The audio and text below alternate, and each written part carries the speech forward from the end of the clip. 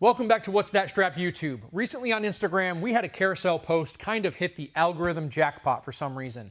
It got more likes, more saves, more shares than any post in 6 years of being on Instagram.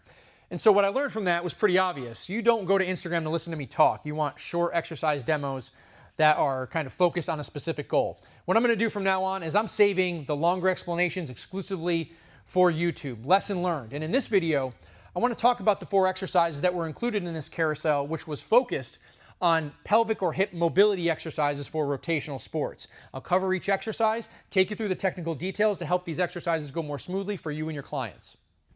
What was interesting to me about this carousel was I didn't think I posted anything new, but if there was one measurable difference, especially on that first slide, was that I performed a pelvic rotation using the 3D strap in more of a split stance as opposed to a general bilateral stance. So let's walk through that exercise. For pelvic drills, we start by putting one leg in, getting the strap high around the thigh, walking it out, getting the strap tight. I'm going to keep my thumbs between the padding and my body to give myself some room to spin. I'm going to spin calmly into the strap, emerge the fabric to create a girdle around my glute. I'm going to grab a PVC like I normally do for these pelvic rotation exercises. If you're facing the cable machine, you're going to turn about 45 degrees into the strap. And then for this Instagram version, I dropped into a split stance that was going to look like this. As opposed to being in a bilateral stance where my feet are parallel, I dropped into a split stance here. I hope the PVC isn't in front of the camera here, and you can see clearly what's happening in my trunk. Now, try to keep this simple. What this exercise looks like is that I'm rotating my zipper towards the cable machine and drawing it back, and here are some of the feelings. I'm trying to keep my sternum pointed straight ahead relative to where the chest starts, and I'm allowing the strap plus resistance to rotate my zipper toward the cable machine. So I'm getting dissociation. Upper headlight points that way, lower headlight points that way. Then I draw it back. I'm not doing this for speed. I'm not doing this with any thrust. There isn't heavy weight. It's moderate to low weight. This is movement improvement. Everything should be smooth, under control, and comfortable, especially through the lower back. Let's talk about how to keep the lower back comfortable in order to rotate. I believe, from my experience, myself and my clients, that if you are too generally extended through the trunk, which means you have your belly out, you got a chest belly, which means you're just sticking your chest out, you are too anteriorly tilted in your pelvis, which is going to be a consequence of being extended through the trunk. If your nature to brace up when there's tension on your body is to stick your chest out and get your shoulder blades back and down, you're going to be in extended position. You need to kind of reverse all that. You need to get the chest back, sternum soft, pelvis tucked underneath you, leveled out. If your pelvis is a cereal bowl, level it out. Pull up on the zipper, drop your pockets back and down. Whatever you got to think to do, level the pelvis, get the rib cage back, get stacked. Nose, sternum, zipper, all in a straight line. Right, those are pelvic rotation stacking principles that will apply to other rotational exercises. And it's really important. You're going to learn a physical lesson here that when you're stacked, your trunk is going to be free to rotate and dissociate comfortably. If you get super extended and you try to rotate, you're going to feel jammed up immediately. It might not be painful, but you're going to feel the compression or the tension. Right? So level out the pelvis, rib cage back, and let the strap win, and then draw that pocket back against the resistance. Let it win, shine that low beam to the left, and then draw it back. Keep your chest still. Without the stick, you can flow a little bit more. I recommend using the stick and pressing into the ground for some stability, but you can, let this flow a little bit when you're comfortable, right? When you have good positional teamwork between the upper and lower trunk, you can kind of create that dissociation move. The next exercise in the carousel was a split stance trunk rotation. And even though the subject of the post was pelvic and hip mobility exercises, let me try to explain why I still think we're working on pelvic and hip motion when we're doing this trunk movement. Let's start by getting into a trunk loaded setup. I'm going to put my left arm in, walk it out, let the strap get tight, let the strap form a deep shoulder crease here before you spin into the strap. Exercise professionals, make sure you have your clients walk out against the resistance, allow that strap to get kind of deep into the shoulder crease, and then spin. And what that does is it already kind of naturally merges the fabric, so when I spin into the strap, it's kind of focused against the rib cage and not split into no man's land. And in this position, it's going to want to rotate the entire trunk together. You're not going to be able to create dissociation if the pull of the resistance is not actually on the rib cage. Be on the lookout for strap grabbers. Strap grabbers are people who, when they're getting set up for this type of exercise, they're already instinctively, for whatever reason, beginning to pull on the strap like this, and then they kind of spin into the strap, and they're all kind of messed up. Strap is up around the trap. The fabric is split. Okay, and this is going to want to rotate the trunk together. If this doesn't feel comfortable, keep it simple. Walk out against the resistance. Allow that strap to get deep into the shoulder. Calmly spin into the strap, and then just merge the fabric together, secure that with the strap wrap. We're going to drop down into a split stance here. In the video, you'll see me kind of fidgeting around, getting comfortable, getting those ribs pumping back into the strap. Everything's moving together. And then I make this a little bit more mindful. I want to stabilize the low beams, keep them pointed straight ahead, and I want to draw that rib cage back against the strap. I can create the illusion of dissociation by cranking on my shoulder girdle and retracting the scap, but I want to draw the ribs back, shine that sternum like 30 degrees to the right, bring it back, doing my best to keep the low beams pointed straight ahead as I do this. Pelvis is tucked underneath me, got active lower body gripping the ground. Now, I mentioned that I believe we're still working on pelvic and hip movement potential when we're doing this trunk rotation, because when we are in this stance, we are actively using our lower body to grip the ground to create kind of a counter rotation, to create the tension from the waist down to allow us to spin the lid. Much like trying to unscrew the lid on some pasta sauce or peanut butter jar, we need effort from both halves. And as the top hand is spinning one way, the bottom hand is gripping the jar and trying to spin the other way.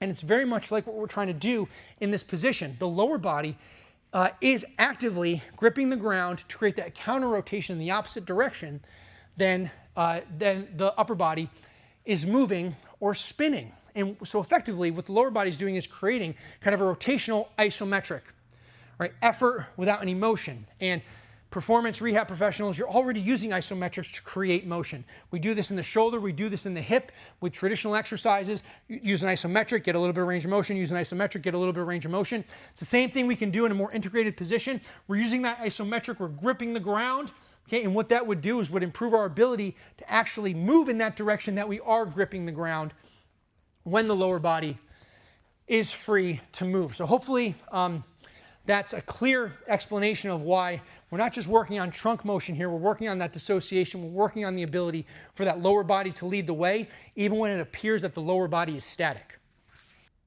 The next exercise in the carousel is a split stance door hinge. Now in the gym, a hinge typically looks like this, folding forward, standing up, in that plane of motion where a door swings or rotates this way. And so for a split stance door hinge, we're going to create a door, the team of our upper body and our pelvis, and we're going to swing it open and we're going to close it shut into the lead leg. And I have a bunch of gadgets on here, a couple of HipSquare tools to try to show you like more clearly on camera what's moving and how it's moving. The stick here represents the tilt or tuck of my pelvis, and the HipSquare cube on my knee here is just a reminder for me or to show you that I am kind of actively rooting this lead leg into the ground, and it's not coming along for the ride as I rotate the door, that we're going to stabilize the hinge by keeping that headlight pointed straight ahead as we rotate the body away from it and into it. This is definitely in the family of hip airplane exercises where we rotate around a stance leg. Agreeably, this is an easier version, and it might be as simple as just a lead hip mobility exercise, but it might be as valuable as a pelvic motion control exercise, because I think you'll learn a physical lesson, and that is that the amount of tilt or tuck you have in the pelvis is going to make this more or less comfortable. That some degree of tilt or tuck somewhere, there's going to be a pelvic position that allows you to move freely and comfortably. And when you're too extended or too tilted, you're going to feel tight, or you're going to feel kind of jammed up in the front. And when you tuck a little bit, pull up on the zipper, level out the pelvis, you're going to feel a little bit more freedom to move. So hopefully you find that physical lesson, and then therefore you'll find value in the exercise. Let me get into the strap. Let's get the strap tight, get into a split stance. Okay? All right. Get a good stacked position, level out the pelvis, all right, get some trail side glutes active, get the abs active, connect the upper body and lower body for this exercise, rotate away, close into the door, rotate away, close the door, keep that hip square pointed straight ahead, keep your kneecap pointed straight ahead. And what might not be obvious on camera here is that as I'm rotating away from the resistance, these glutes, right, rotators, abductors, all right, glute group is contracting to abduct me relatively. So you're getting a contract and relax kind of action that's hopefully facilitating some more motion, deepening this back pocket to allow some rotation into that lead or plant leg. The last exercise in the carousel is a single leg stork, and I want to start with the demonstration of the exercise and then talk through some of the strengths, weaknesses, nutrients of this movement. But this exercise definitely comes with a warning label. That warning label is I will make this look a lot easier on camera than it will be for your average client. So professionals, make sure you try this first and you really understand what your clients will endure or experience. I'm going to start by putting one arm in, walking it out, getting tight, spinning into the strap. I'm going to spin about 60 degrees toward you, and then I'm going to get onto one leg. Going to feel nice and tall, and then allow the strap plus resistance to spin me towards the cable machine, and I'm going to draw it back to my starting position. I want to talk through what I'm feeling here. I feel like my head is very still. That's what it feels like. I'm in a very, very tight phone booth, and that head stability is really allowing me to create nice, tight, clean rotation, and it feels like it helps my body react to the pull of the resistance when I'm keeping my head still. Also, to power me back to my starting position, I feel my feet or my leg and my abs working together to rotate me back to my starting position. So I'm going to exaggerate, it's hard to do this on one leg. I feel like the strap is pulling through me and I'm drawing back against the strap, getting those ribs back into the strap to get back to my starting position. And if you want to try some different versions, you can get short and then work up to get tall and then drop it back down. This is like, for those exercise professionals, this is like a poor man's Rotex because you're really gripping the ground to create some axial rotation, getting wound up literally from the ground up. Now, more practically, when working with the average client, you may think this is a hip mobility exercise. I particularly don't think it's a very good hip mobility exercise. I don't think you need a ton of hip mobility to do this. You need a lot of the teammates to be lined up and working together. If you don't have good foot abs, or if you're in a spongy running shoe, you have no chance. If you don't have a mobile ankle in all degree or all directions of range of motion, you probably will not be able to do this. If you have poor kind of midline position, if you're super, super extended or just in a kind of a weird position, if you don't have good control of rib cage over pelvis, I don't think you'll give the hip joint, freedom to spin or rotate. If you just can't take your trunk and get shifted nose over toes, shorts laces over shoelaces, if you can't shift, you won't be able to do this. So the strength of the exercise, that a lot of things have to work together. That's good. The weakness of the exercise is that you have no idea what the doorstop or the rate limiter is. So as a trainer, you need to have kind of a breakout plan to figure out what the issue. I think another strength of this exercise is that if you have a gross or a large discrepancy between sides, it's probably going to show up in a more athletic movement, like as a lefty golfer, all right, I'm a lefty golfer, targets that way. I'm not comfortable getting into my trail hip. All right, have some righty golfers that don't love getting into that lead hip, can kind of back out of it. So I think you might see that in an exercise like this where so much is involved and there's no place to hide. All right, I'm cool with one exercise, fun challenges for clients. Just try to, as an exercise professional, try to be objective as to what you're getting out of the exercise. Maybe use it more as an assessment instead of a training tool.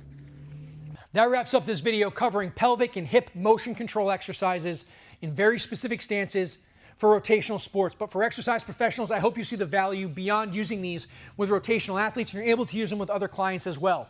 I want to remind you that I believe these exercises fall into a movement improvement category. That means you would use moderate weight, use just enough tension to teach, slow and controlled tempo throughout the ranges of motion. And if you want to be explosive, use these exercises as primers. So a slow and controlled movement followed by your explosive movements like a plyometric exercise, medicine ball exercise, your underweight, overweight, or skill training. Don't try to get too much or everything out of one tool. Use the tool for what it's best designed for. Please use the strap to fill gaps in your programs. Thanks for your support, thanks for following, and good luck with your training.